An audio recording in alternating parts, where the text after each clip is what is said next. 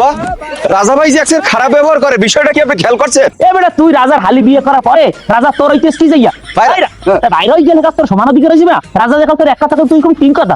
তোর বাপের তুই কত বড় যোগ্য পুত্র, তুই খবর রাখা যায়। তোর বাপের শৈশব কালে কত বড় জানু মানে মানে তেজি আছে লাইয়া তেজ তোর ধ্যান লাগবে না। রাজা ভাই যদি আমার সাথে খারাপ ব্যবহার করে ফাটদার, আমিও করিয়ে দেবো। তবে আবার একটা বিষয় কি জানেন, রাজা ভাই হালিটাও কিন্তু একটা একের মাইয়ে। বেটা রাজার যেরকম হাউরি এইরকম মাইয়া মাই যে জন্মে সুন্দর। আবার এই ভাউরম্বার কথাবার্তা আপনার বলবেন স্যার? আপনার কারণে আমার বিবাহ হয় নাই।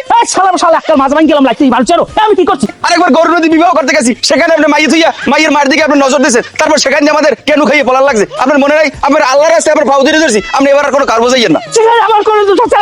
ষড়যন্ত্র তাদের চরিত্র ভালো না দেখিয়া তারা আমার সেখানে যে লড়াইছে, সেখানে আমার কোন দোষ আছে? আমি তো এখানেও জানি আমার কোনো দোষ থাকে। শোনেন আব্বা, এই মাইয়ে কিন্তু আমার পছন্দ হয়েছে, আমার খালি মাইয়ে গইলেই আর কিছু লাগবে না আমার। মাইয়া চেহারা দেখতে তোমার বিয়ে রামু, ও চেহারা মেহারি দিয়ে বিয়ে হইবে না, সম্পদ দিয়ে বিয়ে হইবে। ঠিক আছে আব্বা, সেটা তো আমিও ভাবি রাখছি। বিবাহ করলে কি আমার শ্বশুরের সম্পত্তি আমি কি ছাড়িয়ে দেবো নাকি? সেটার ভাগটাকে বুঝিয়ে নেবো না বলেন আব্বা?